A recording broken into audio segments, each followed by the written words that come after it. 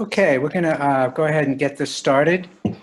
I am Jeff Martin, and I'm the Director of Communications here at the American Anthropological Association. And I am a white male with rapidly graying brown hair.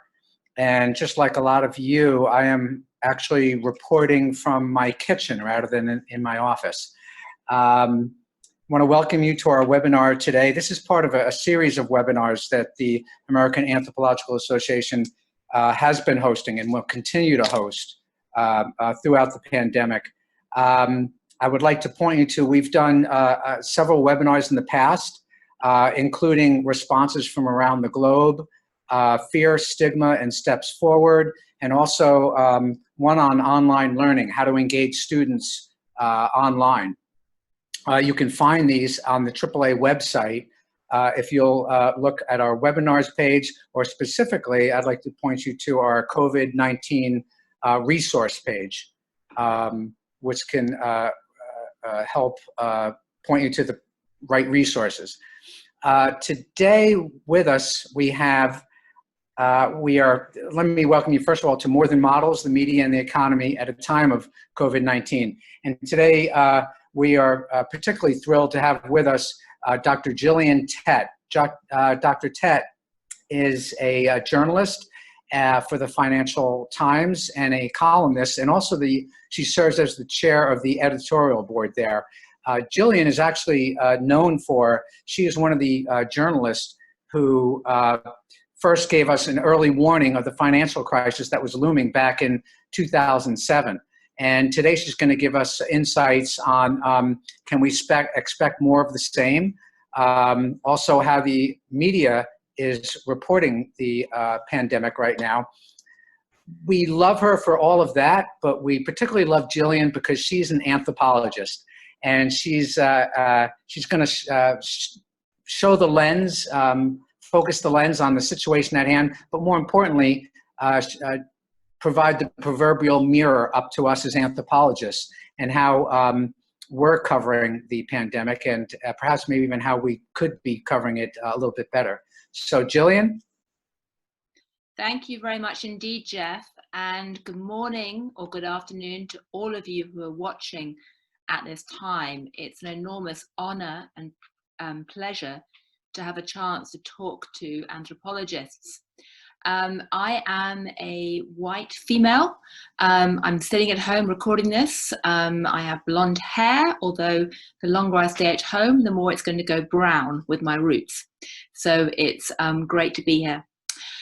You may be wondering why I am talking to you as the anthropology group. As a journalist, I should also say that aside from having spent the last 25 years of my life working as a journalist at the Financial Times, I did a PhD in cultural anthropology back in the early 1990s, based on field work in the former Soviet Union and linked to Cambridge University and anthropologists like Ernest Gellner and Caroline Humphreys.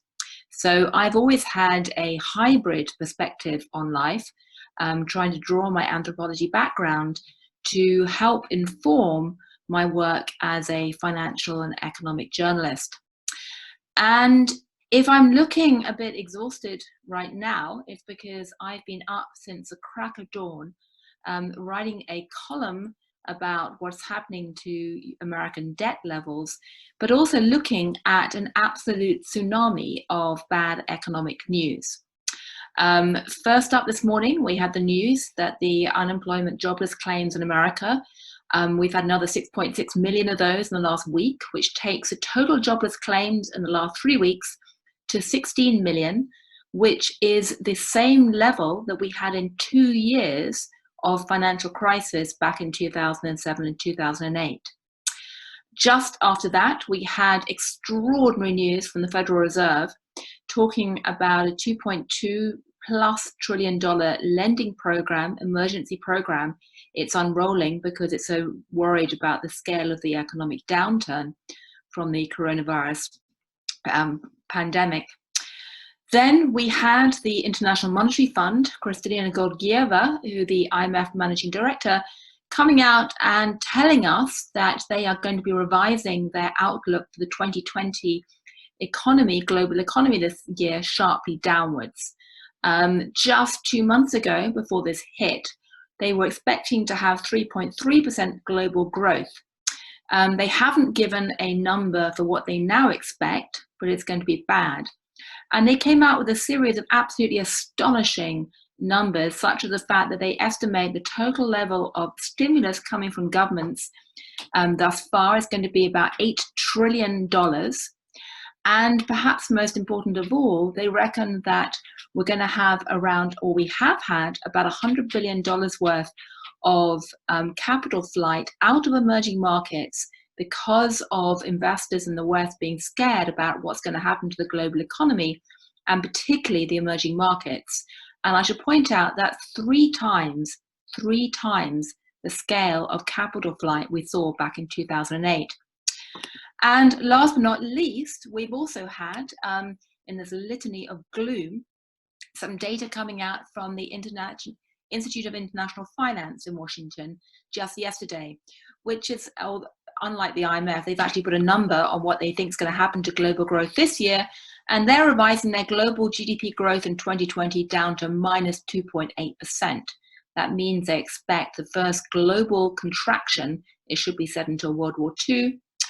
And they also expect a litany of bad numbers about portfolio flows in terms of what's happening from the emerging markets world. So all in all, we have a shock that is absolutely stunning in its scope and scale, not just compared to your ordinary recession, but also compared to what happened in 2007 and 2008. And in addition to that, we've also got rising debt levels across the Western world and soon to be emerging markets, which is also absolutely shocking in its scale. However, something else is also occurring right now as well, aside from this sudden stop in the global economy. And I should say that in questions, I'm very happy to answer any detailed questions anyone wants about any aspect of those macroeconomic figures, or about what the Fed's doing or anything out. I'd say I'm very happy to geek out for a very long time about capital market flows, but I realize that may not be of great interest to everybody. But aside from the fact we're having a dramatic economic shock, the other thing that's happening, which is incredibly important to the anthropology community, is that economists are being forced to suddenly wake up and realize the power of what they call externalities. And by that, I mean all the things that don't fit neatly into the models that economists tend to use. Because the reality is that the orthodox economics profession in recent decades has very much developed by presuming that you could plug in a bunch of metrics into a model and essentially not just measure what's just happened to the economy, but where it's going. And anything which didn't fit into that model was really treated as an externality and kind of put to the side. And the things that were often excluded included things like what's happening to non-monetary transactions, barter, everything ranging from household work through to those type of exchanges that occur in the social media world when you give up your data in exchange for services. They excluded things like the environment. They excluded often the informal economy, but they also excluded many medical issues, things like pandemics and pandemic risks. And so another way to frame what's happening in 2020 is that economists are realizing the folly of excluding the externalities, of having tunnel vision, and just looking at the global economy purely in terms of what they used to call economics, which basically means what's happening to money as it goes around the system. And I would argue that creates a huge potential opportunity for the anthropology profession. As someone who has a background in cultural anthropology or social anthropology, when I started working as a journalist in finance and economics, I often had my fellow journalists and also the people I'd interview hear about my background in anthropology, and they'd roll their eyes and they'd say, what possible use is that for the kind of stuff you're doing at the Financial Times? Anthropology, it's all about sort of bones and weird rituals and colorful stories and Discovery Channel documentaries, isn't it? It's got nothing to do with modern finance and economics. And I'd sit there and I'd cite to them all the wonderful work that anthropologists have been doing, looking at the modern industrialized world and financial system. But I'd also say to them, to try and explain what I was doing, that anthropology is really as much defined by its process of how it looks at the world as its actual subject matter. And the very cliched images I'd use to try and communicate this to non-anthropologists, and I'll talk in a minute about using cliched images in communication, but the cliched images I'd use would be essentially the image of a lens, a mirror, and an X-ray machine. And I'd just try and explain to people that what anthropology does is to teach you to have empathy for the other, somebody or something that seems alien from yourselves, through participant observation and spending time trying to look at the world through someone else's eyes. You all know this, but it's worth stressing this. Secondly, that the sheer act of putting yourself into the mind of the other means you can then look back at yourself with a mirror and have a better sense of how your life ticks, how your cultural assumptions are functioning or not functioning, and all the areas of your life which are marred by social sciences or tunnel vision and blind spots. And then last but not least, obviously, you can then use that lens and mirror to try and essentially create an X-ray machine mentally to look at all the cultural practices that we take for granted and see them in context, see the social silences, see how rituals and symbols essentially contribute to all of our functioning or not so functioning economic and cultural and social systems. So this is all 101 anthropology. Everyone on the call knows this very, very well. But it's worth stressing that point, because if you think a bit about the points I was making earlier about how the economics profession is waking up and thinking about externalities or all the things that didn't neatly fit into their models before, you can see that that vision of a lens, a mirror, and an X-ray machine is desperately needed, both in terms of how policymakers talk about the economy and look at the economy, but also, frankly, how the media and financial journalists, like my colleagues, look at it as well. If you take them one by one, the point about empathy and lenses and trying to think yourself into the minds of others has been repeatedly ignored across the economics profession for a long time. And what's happened with the coronavirus story is just a very clear-cut example of that, in that we kind of knew vaguely that this terrible problem was developing in Wuhan late last year, early this year. In fact, I was at the World Economic Forum meeting in Davos in January, and there were special sessions discussing it. But there was this kind of assumption amongst much of the global elite, particularly the Western elite, that this was something that kind of happened to other people in a faraway place and could kind of be ignored.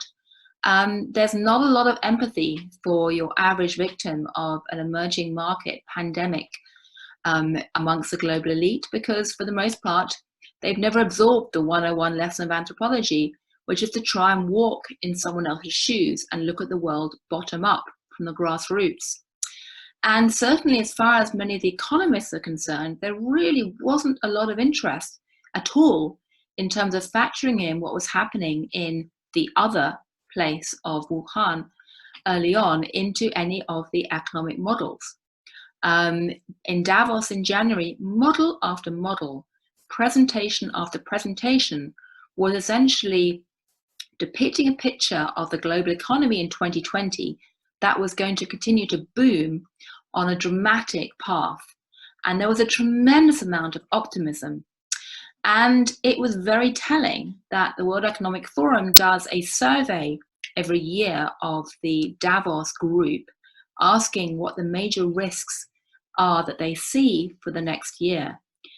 And in this year's survey, all of the risks were basically linked to environmental issues, because that was what the debate was about. Nobody was talking about Wuhan. Nobody was talking about pandemics at all, precisely because this lack of empathy or lack of awareness of the other.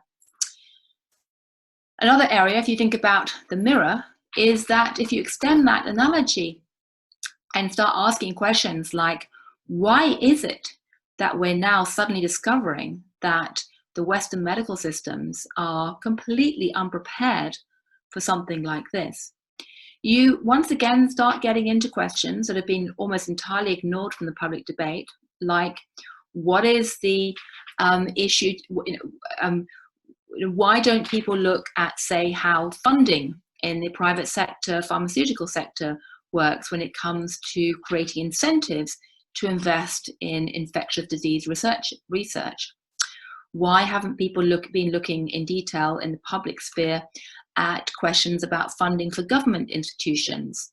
Why wasn't there more of an outcry when the Trump administration started slashing or proposing to slash the budget of the CDC and essentially scaling back, in fact completely disbanding, the team that President Obama created in the Ebola crisis to try and deal with pandemic issues on the National Security Council?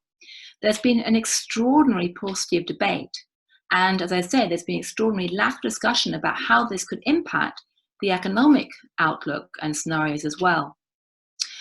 And then last but not least, even now, there's a tremendous disconnect in terms of trying to see what's going on within a wider cultural pattern and context. There's been a tremendous amount of surprise and hand-wringing expressed in the last few days about the revelations that actually the African American community in America is suffering a morbidity rate which is much higher than other groups.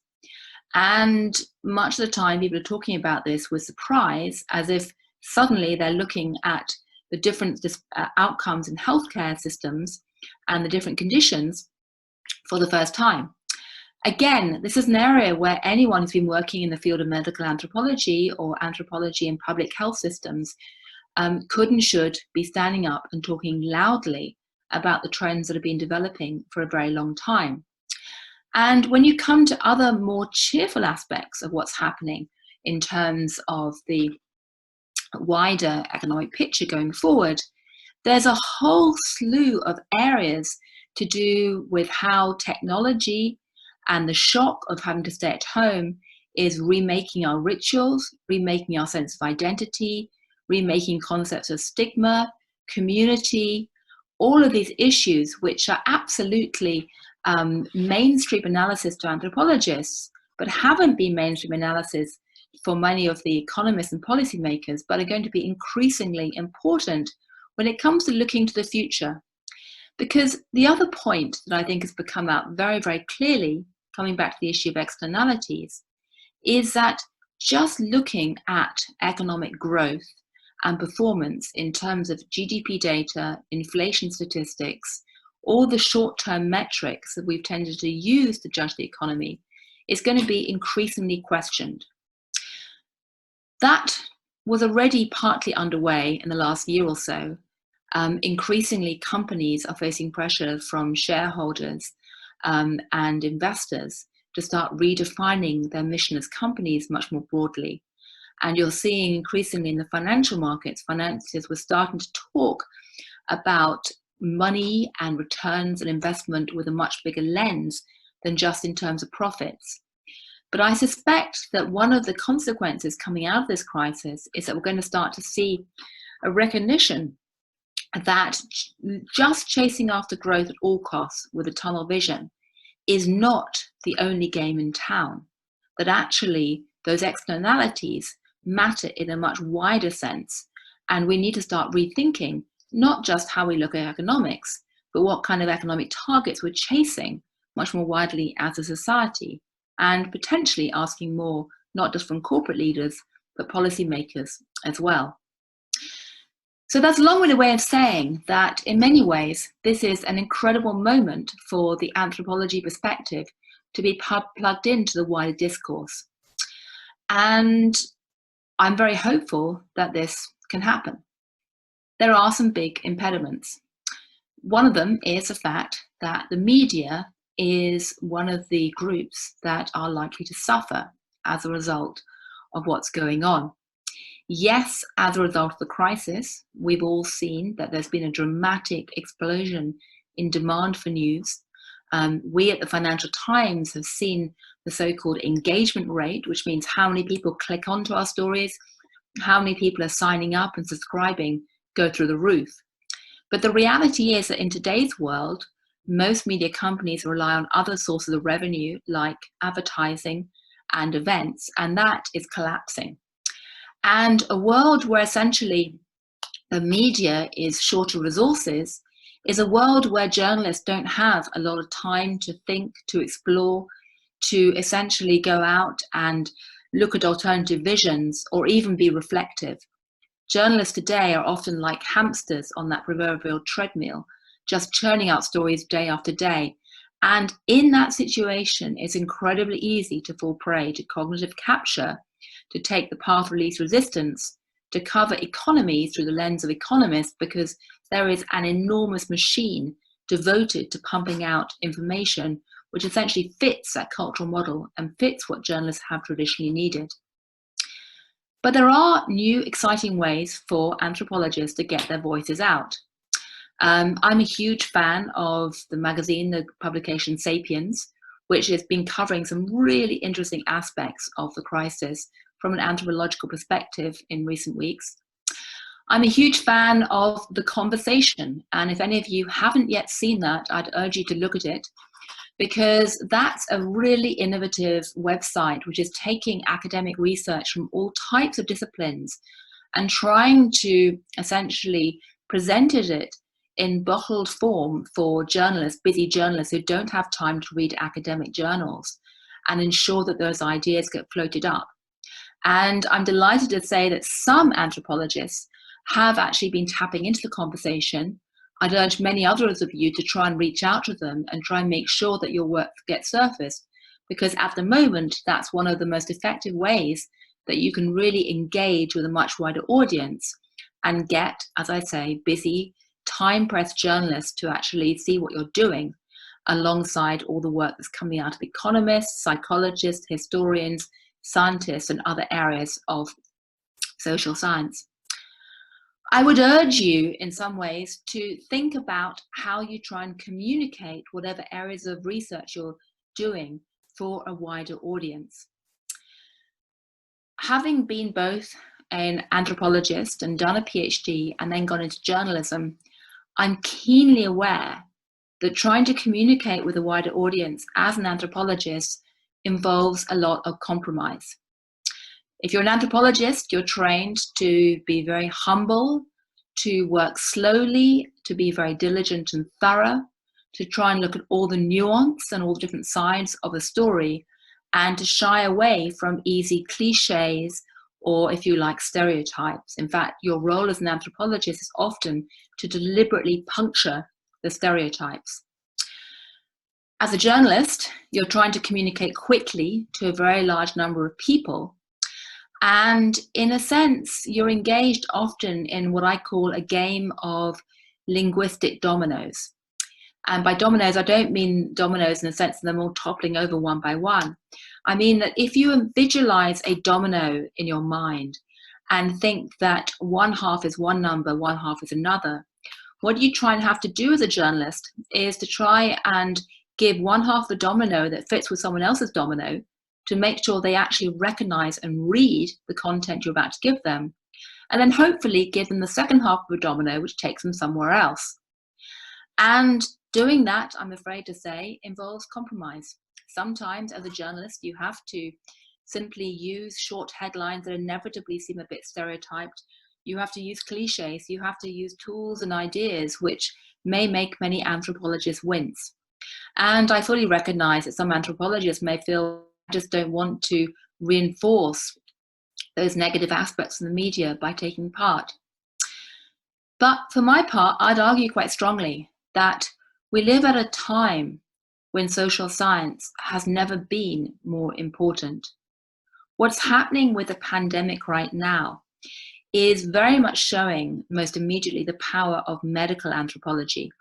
And I'd say that medical anthropology in many ways has been the field where anthropologists have been perhaps most active and proactive in engaging with hard sciences and showing people the value of what social science plus hard science can really bring to bear in terms of analysis and public policy.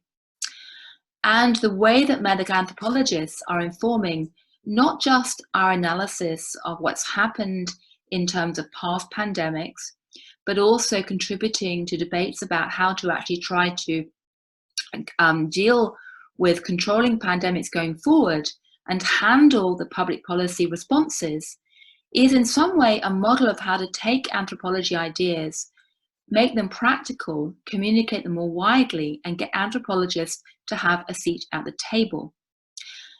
But my point is that that doesn't just stop with medical anthropology.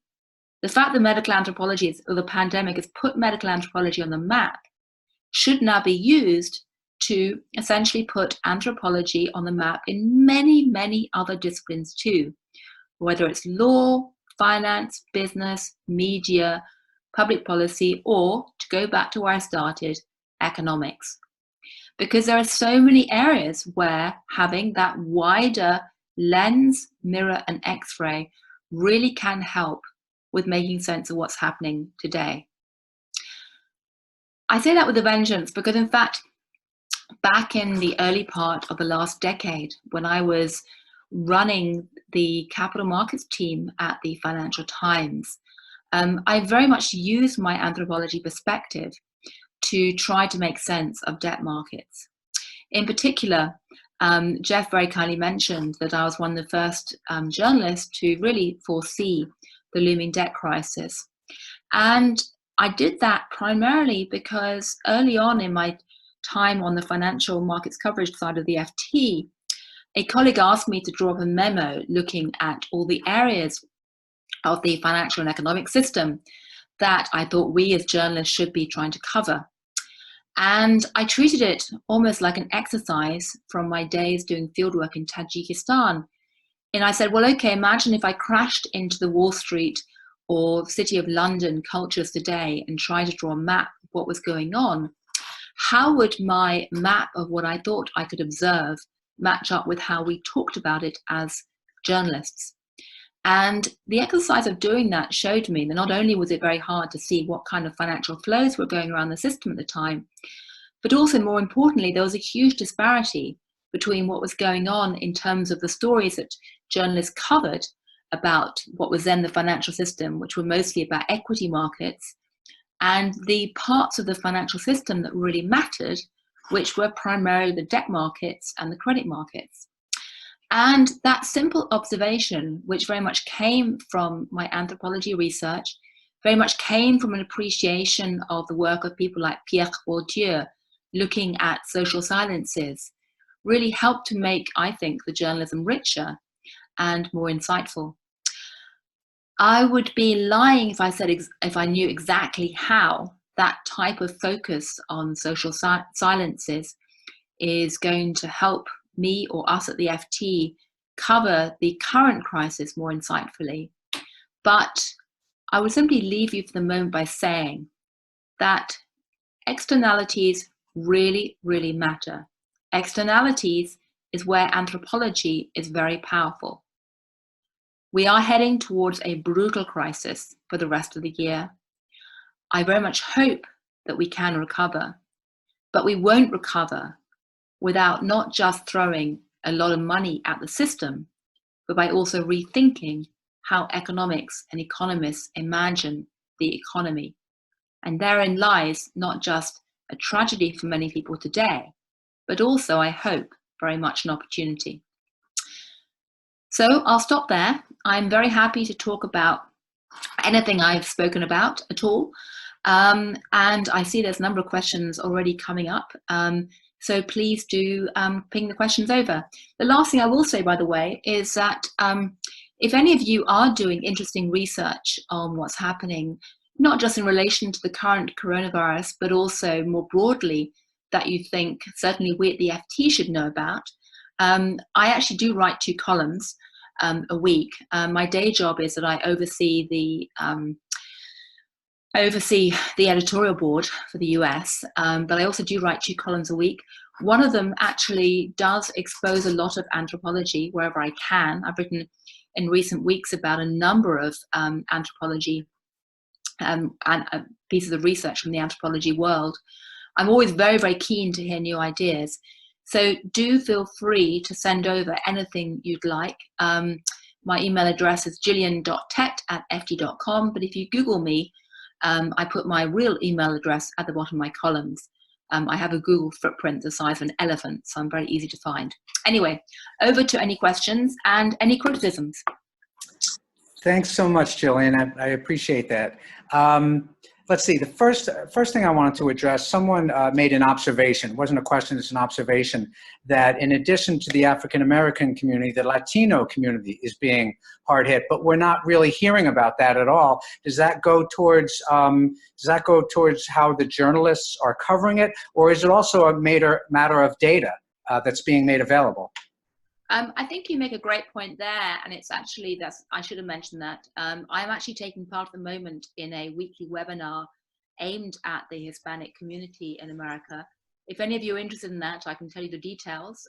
It happens every Tuesday, and a lot of the stories I hear are pretty heartrending. And I'm keenly aware that, particularly where I'm sitting right now in Manhattan, because I'm actually sheltering my lovely cleaner, who comes from a part of Queens which has been very badly hit. And she says she's Colombian, and so we've been watching, in fact, a lot of Univision, and we've been watching Andrew Cuomo's broadcast in Spanish, which has been a fantastic effort in my own tiny way to try and broaden my own lens beyond the nightmare of having to watch nonstop MSNBC, Fox, and CNN. But I think you make a very good point about the Hispanic community. I saw figures yesterday suggesting that 35–40% of the deaths in New York have been amongst that group. Why do we hear less about them than the African American? Again, it's partly tapping into traditional cultural narratives. I think that, you know, there is probably more work done on the different health situations of the African American community than the Hispanic community, point one. I think secondly, some journalists may be slightly self-censoring because they're concerned that talking about the Hispanic community right now will inevitably give rise to a debate about illegal immigration, and they're almost trying to separate that, if you like. That's just a hunch I have. But no, I think you make a very good point about the need to look beyond just the African American community, although what's happening there is absolutely horrific to the Hispanic community too, and I hear you. So to kind of follow up on that, what about the economists and the institutions that ignored the pandemic? This person says it's due to lack of empathy, or is there something else at play, institutional racism? In other words, it's happening over in China, it's not going to happen here. Does that equate at all? Mm-hmm. Yep. I mean, listen, we're all creatures of our own environment, and economists, like every group that is elite, deliberately and unconsciously create all kinds of systems to justify what they do and stay in power. And the reality is that, unsurprisingly, their models, which are completely impenetrable to ordinary people, are things they guard very jealously. Anyone who hasn't read Axel Leonhofen's wonderful article, Life Amongst the Econ, should do so, because to my mind, that's a very powerful explanation about why we have an economics profession the way we do. So I would say in some ways the issue about why people weren't looking at Wuhan, it was sort of less about institutionalized racism, but more just a general sense of tunnel vision and a lack of urgency about considering things that weren't within the immediate sphere of what they're trained to look at. Okay. And it's also, I'd also say it's, it's very, I'm not, there is an urgent need for anthropologists to move out of, if they're ever tempted to stay, in a cozy echo chamber, to get out and talk to the wider world as well. Mm-hmm. Okay. Another question has to do with, is there a discussion in economics of the impact on migratory populations, often overlooked, such as seasonal workers and illegal immigrants? In addition to that, is there research on the broader impact of this on farms and on production and supply as a result, and the economic impacts longer term from that? Well, you're making two great points there. Firstly, on the issue of migrant populations, yes, there is work starting to emerge, but it's going to take a while to be looking at it properly. Groups like the World Bank are keenly aware of those issues. Kristalina Georgieva, who's at the IMF and previously worked at the World Bank, is probably more aware of that than some of her predecessors. Mm-hmm. And yes, people are pointing out that in a country like America, where you do have a large undocumented immigrant population, they need to be factored into the economic models as well. Now, by an appallingly emotive piece of timing, all of this is happening just as we have the census. And many of you will know that there's been a huge fight around trying to insert a citizenship question into the census in a move that seems quite nakedly designed to try and scare undocumented immigrants out of the census.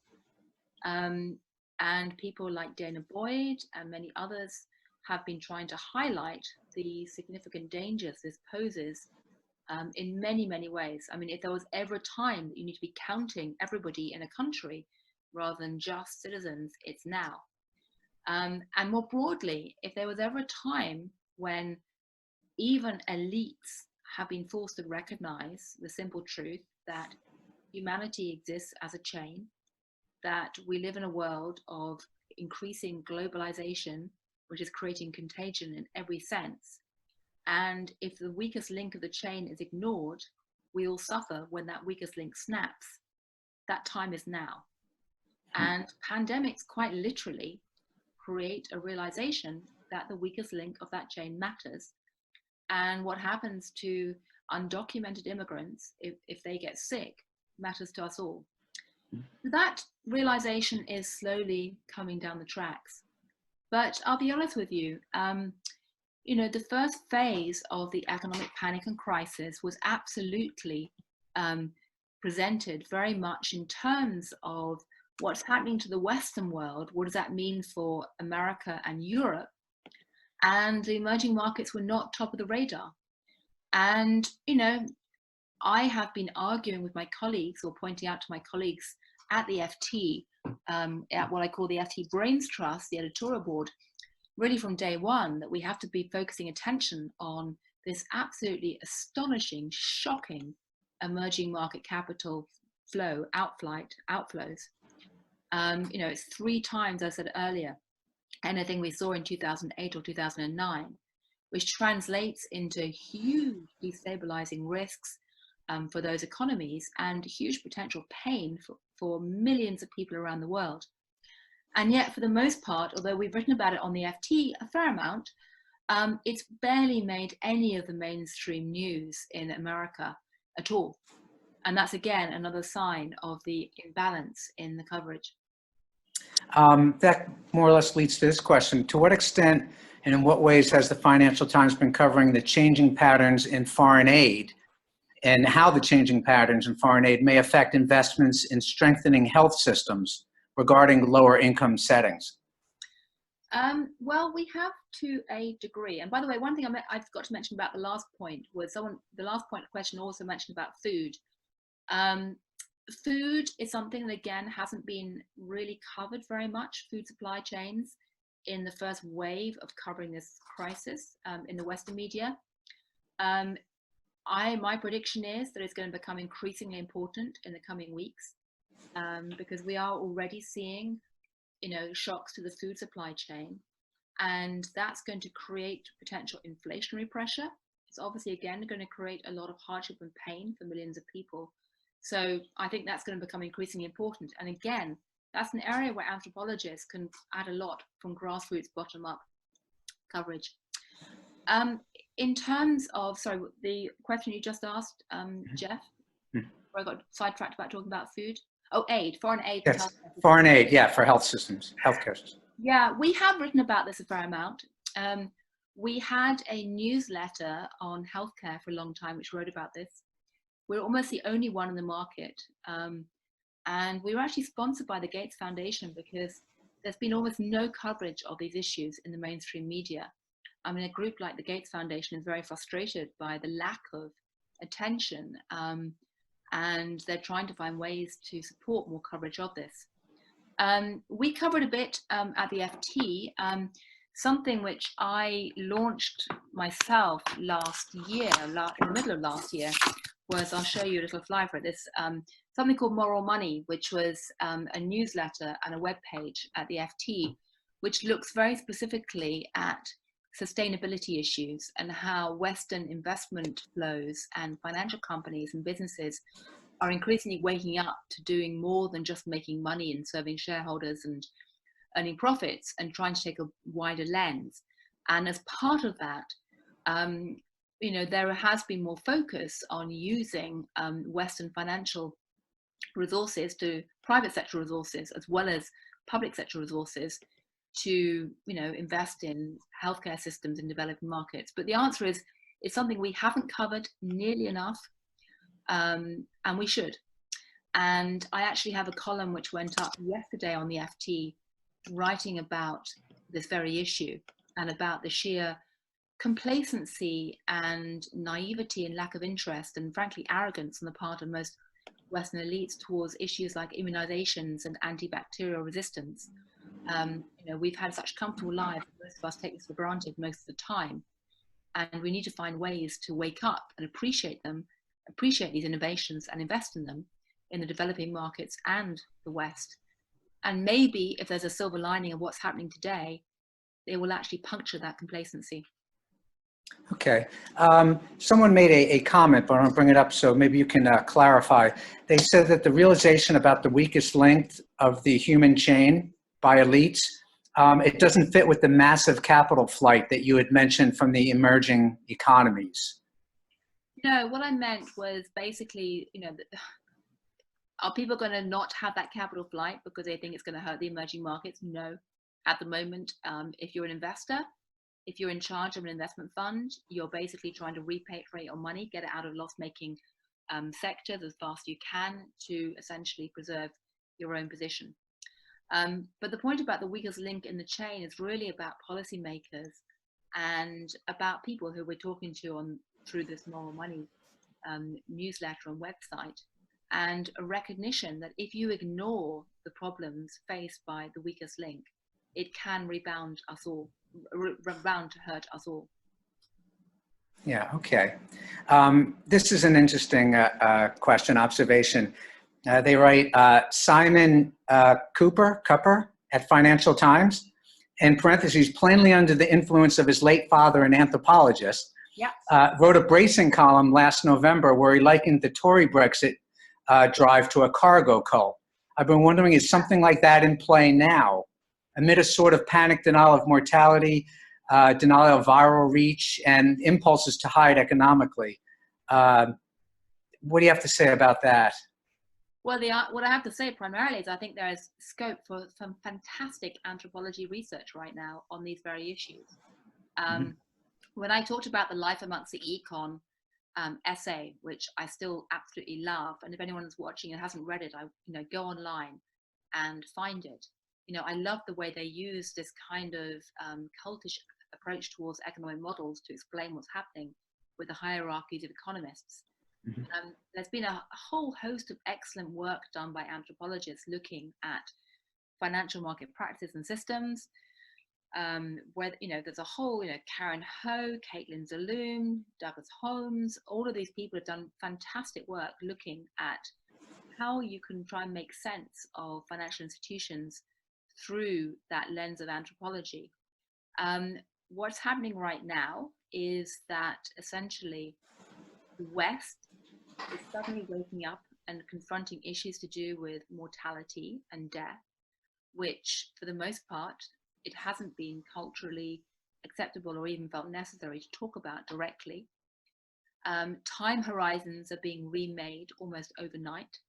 One of the big differences between the West in the last few decades and many of the other emerging market communities that people, anthropologists have worked in and places that I've worked in myself, is this extreme self-confidence that you can predict the future and extrapolate into the future from the past. That's really dominated a lot of the Western thinking and of course the economics profession. I wrote a column about that, in fact, just the other day. And that's now being seriously shaken, and that's going to be rethought for some time. The whole rise of teleworking is going to create some fascinating cultural changes. I was just on the phone earlier this morning to Martha Bird, who's an anthropologist who works at ADB, who was talking about how rituals are being rethought, and people are having to think about, how do you create community and rhythms to days in ways that, people haven't thought about before. All of that is absolutely prime territory for anthropologists. So I'm looking forward to all of the research that you guys can do and send us to highlight. Okay. Speaking of research, in the US, some medical models have become viral in the media and have been influential in shaping public perceptions and policy. Flattening the curve is one of those examples. Do you have any opinions or insights into how that model or another you've observed can be successful in influencing public policy, public opinion? Yeah, this comes back to the issue of communication and maps, because as somebody who worked in covering the financial system in the last decade, one of the things I noticed was that before 2007, people like me who were scurrying around looking at the weeds of complex finance and looking at things like, credit derivatives and collateralized loan obligations and all the acronyms, which were for the most part, very geeky and complex. We had a real communications problem to try and get any of this stuff communicated to the mass public. And there are a number of reasons for that. Part of the problem, to go back to the point I made earlier about the fact that for the most part, the media wasn't covering the credit markets and derivatives markets while it was covering the equity markets. Part of the problem was that this whole world of credit derivatives was labeled as geeky and dull and boring and technical, because it was wrapped up in acronyms, and which was a language that the elites who were doing this kind of activity jealously guarded. And it didn't really fit the cultural model that journalists use to define a story. And a story, you're taught at journalism school, is something that basically has the following ingredients. A step change or a dramatic event, a quote, numbers, a person that you can hang your story off, your narrative off. Those are the key ingredients of a story. And you had that in the equity markets in the early parts of the last decade. You didn't have it in the debt and derivatives markets.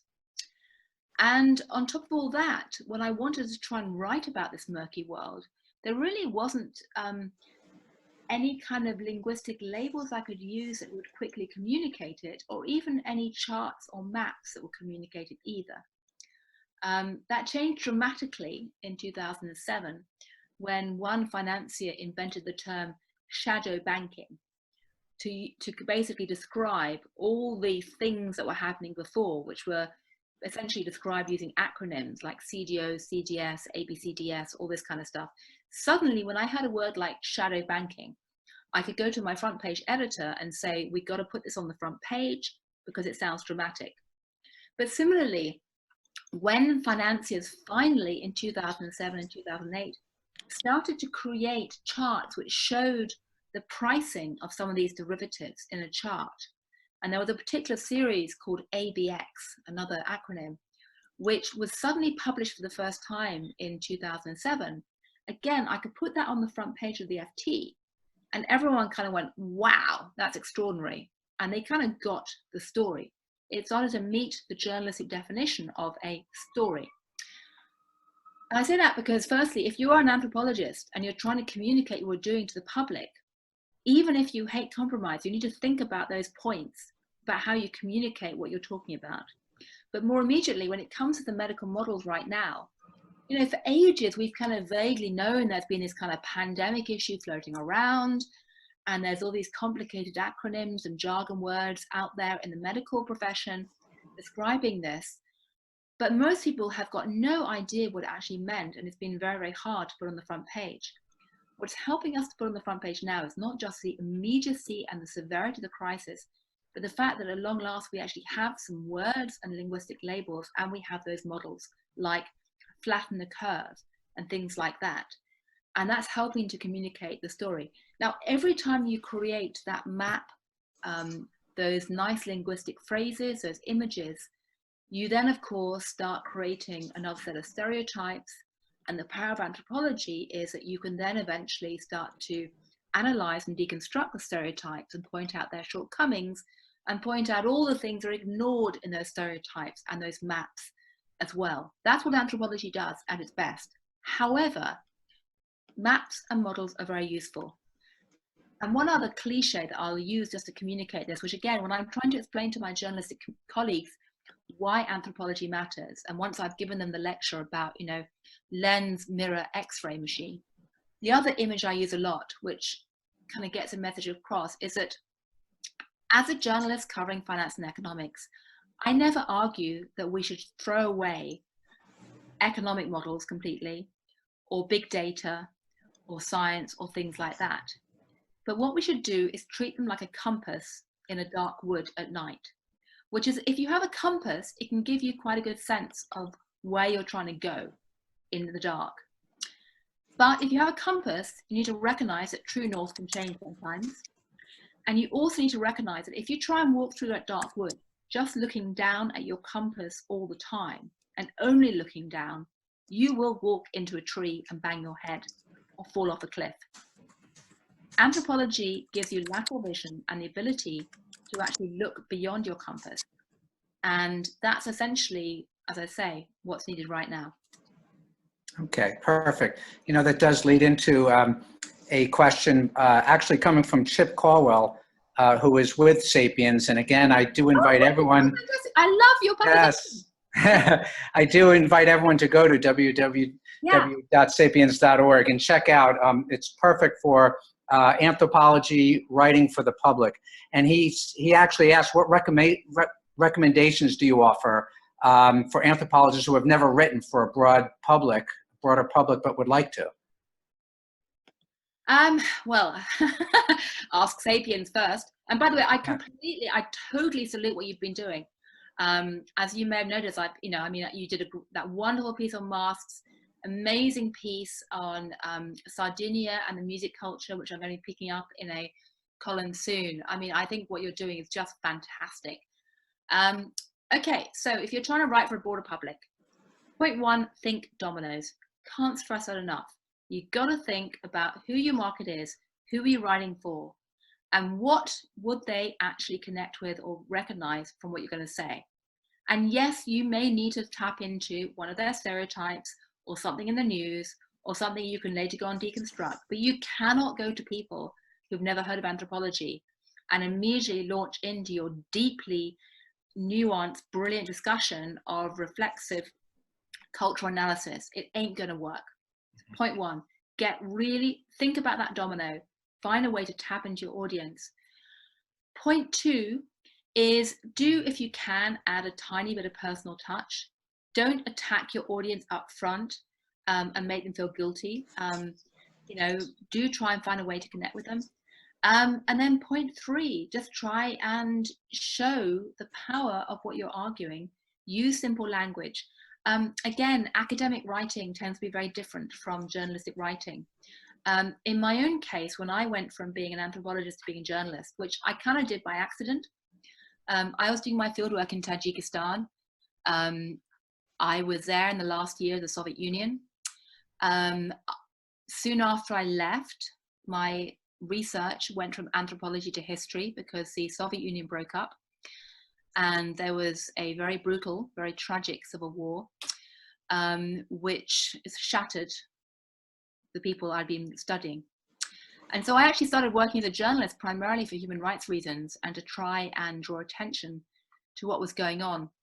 And I became essentially a war reporter by default for about a year, and then went back to academia to try and finish off my PhD. And when I went back to academia, I realized that, you know, academic writing tends to train you to hedge every sentence with nuance, understandably, and to stick in loads of clauses if you're uncertain of what you're trying to say, and to essentially, often what we say in journalism, bury the lead. So instead of writing A leads to B leads to C leads to D when you're writing, you know, academics tend to be trained to start off with F and then go to B, and then say on the other hand there's C, D, E, and by the way there's A too, and the word order. Journalism, you got to basically get straight to it for the most part. There's all kinds of things you can do to learn how to write clearly in English for a mass market. But broadly speaking, you're working in the world where you need to go to A leads to B leads to C leads to D. You need to break up your sentences, get your points clearly, etc., etc. So that's what I'd say. Yeah, perfect. I'd like to add to that. I always like to add that to add the human element into it. If you can, that's what they want to hear. If it's about healthcare, you could throw your facts and figures out, but you should start with Joe Johnson has this health condition, and he didn't know if he was going to make it. And then you can go on. Joe Johnson is one of 3 million Americans who have this, and then you go into your facts, figures, and data. So the human element is an important part. Yeah, and I would urge. I mean, I'm sure the AAA has probably done it before. That you know, there's certainly a need to have, you know, straightforward, you know, writing classes and things like that for the mass consumption. You know. Yeah. Let me ask another question here, which I like, and that is, what consumer behavior changes under lockdown do you think will stick and still be new habits in years to come? That's a really interesting question. Yeah. I suspect, well, first up is having a more of disaster goods to prepare for disasters. You know, I joke to my colleagues at the FT that the millisecond it looked like the coronavirus was going to get serious, with my Tajik experience, and I'm sure many other people on the call have got similar experiences as well, you know, I rushed out and stocked up on everything conceivable. You know, shortwave radio, water sterilization tablets. You know, I was a kind of, you know, mask, you know, the whole thing. Although I donated the masks later on. You know, most of my other colleagues have not seen systems collapse and seen civil war, didn't. But I suspect that lesson is not going to be forgotten. I suspect people are going to become much more conservative in their financial choices.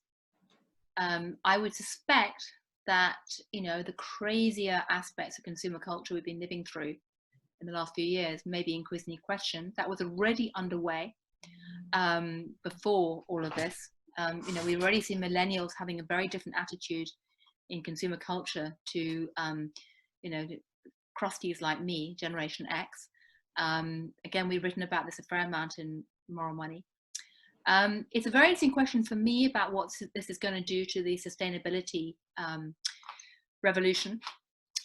We write about this constantly at the moment in the Moral Money publication, because there's one line of thinking that says, well, actually, it's going to be growth at all costs after this, and no one's going to care about, you know, pollution or anything like that. But actually, I suspect that, going back to my point about externalities, you know, there's a growing awareness of externalities in every sense. And in terms of the business CEOs that I talk to in my day job, that means talking about stakeholders, not shareholders. In terms of consumers, it means asking harder questions about how and why products are created. And we're definitely seeing that quite a bit. So I suspect that's also going to play into our consumer culture. But again, this is such a brilliant area for anthropologists to be weighing in on right now. Perfect. And I think that's a great way to end this. We are now almost right at the top of the hour. Thank you so much to Gillian Tett. I hope you'll be able to join us again in the future. Thank you. And I would say, If anyone wants to email me any ideas, please go ahead. And can I also say, if anyone wants to email me criticisms of what I say, please go ahead too, because, you know, I'm keenly aware that I live much of my life in a bubble, and I really want to do the first element of anthropology, which is to try and learn to listen as much as I talk. And that's really hard in the media world today, but thank you. Perfect. And what's your email? I'm going to put it on chat. Yeah, it's gillian.tett@ft.com. I have a Google footprint the size of an elephant, so you found very easily. Perfect. Well, thanks so much again. And again, thanks to everyone who joined us. I again want to point out that if you want, please tune in next Thursday at 1 o'clock Eastern Daylight Time, when we'll be doing another ongoing global response and social impact, this time with anthropologists reporting from Kenya, Costa Rica, and India. So that'll be interesting. Thanks, everyone, and have a great day, and stay safe and healthy. Stay safe. Thank you. All right. Bye-bye.